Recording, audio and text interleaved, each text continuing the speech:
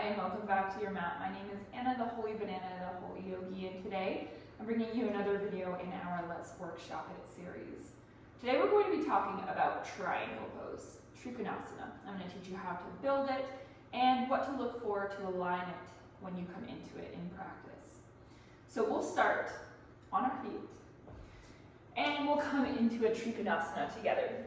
So the way that you'll build a Trikonasana, a triangle pose, is let's start with our right foot parallel to the back edge of the mat. And then that left foot is going to step in line with that right foot, setting up a triangle shape in the legs. Now, notice that my left heel is in line with the sole, center sole of my right foot. So it would cut right through the middle if they were right next to each other. From here, I want to make sure that my feet are wide enough. Now, you don't want to be so far wide that you feel like you're trying not to go into a split, but you don't want to be so close together that you feel like you're practically standing straight up. You want to find a nice balance between the two. If you want a guide, usually where you are in your warrior two is a good stance for where you are in your triangle. Sometimes a little narrower, but that's a good starting place. From here, let's start with the hips. So your hips are facing over to that right side. So you want the hips to be flush over the direction that those back toes are pointing, okay? From there, I want you to activate the quads just slightly. We're gonna be stretching into the left front, or the left back quad, or the, oh my goodness, the left back hamstring, not the quad. And we want to make sure that we are not just passively pulling on those knees and we're protecting the joints around them. So what we're going to be doing is activating these quads slightly and stacking those shoulders over the hips. Now from here, those hands are going to start over the feet, just like we're in our warrior two. And this is where we're going to start the transition into our triangle. From here, I want you to imagine a rope pulling on that right hip back towards the back of the mat. So that right hip is going back, back, back, kind of like you're giving a little attitude in these hips, pushing those hips back. And then simultaneously, those shoulders are pulling straight forward, leading with the left. So notice the right shoulder is just dragging behind the left. So the right hip goes back, left shoulder leads forward. Once you feel like you really can't go further, that's when you're ready to come into your triangle. So you're gonna rotate. These shoulders stay stacked. Rotate until you feel like you can comfortably place this left hand either inside the leg, inside the ankle, or on the floor. Now I want you to notice though, if the lower you go, this happens. So notice what just happened. My shoulder isn't stacked over the left anymore, and my hips are behind my shoulders.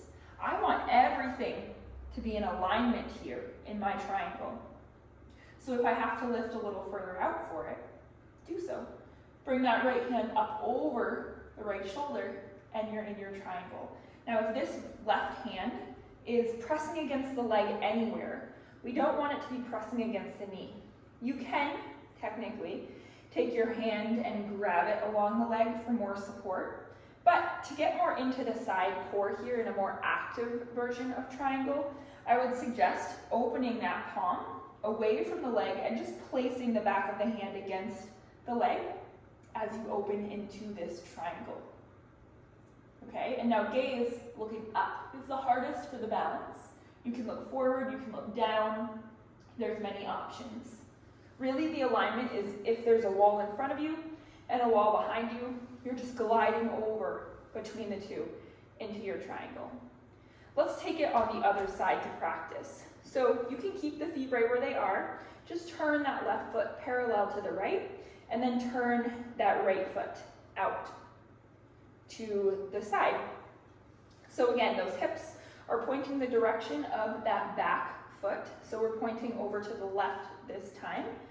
And then hands check those hips. We're gonna kick those hips back with a little bit of attitude, pulling the left hip back, hands over the feet.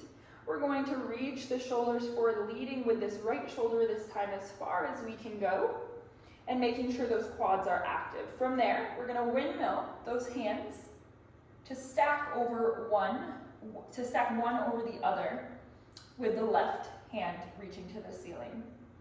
And then from here, decide where you want that right hand. Maybe it's grabbing, maybe it's here, open. You could also take a block here underneath the hand to bring that floor a little closer to you. But just remember, shoulders and hips, we don't want to close off like this. We want to stay nice and stacked like there's a wall in front of us and behind us, and we're gliding over between the two. Wiggle those toes, heels are rooting in. And you're gonna feel this. If you are in alignment, you won't feel as much of a stretch in your left hip here.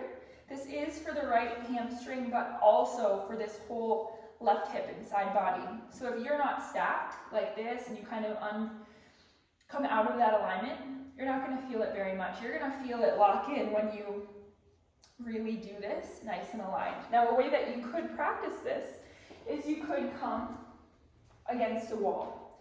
So you would do the same thing with your feet. I'm switching back to that left side, but glide those hips back, shoulders forward, and stack.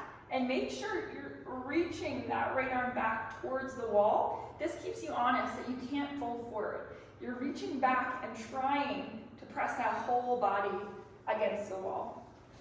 So that is our triangle. Again, it's for strength in the legs. That's not a passive pose. You want those quads to be strong, pressing into the heels, wiggling the toes, making sure we're not clenching through the feet, but activating the muscles in the legs. And we'll feel that nice stretch up and over the hip and also in the back of the hamstring.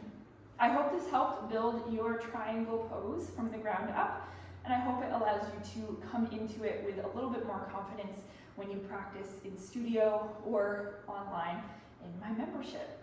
Thank you so much for joining me. If you enjoyed this video, make sure to check out all of the other videos in the Let's Workshop It series, where we're working each pose one at a time to give it a little bit of love and find the right alignment. I'll see you on the mat again soon. Namaste.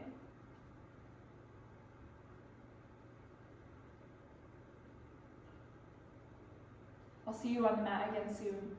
Namaste.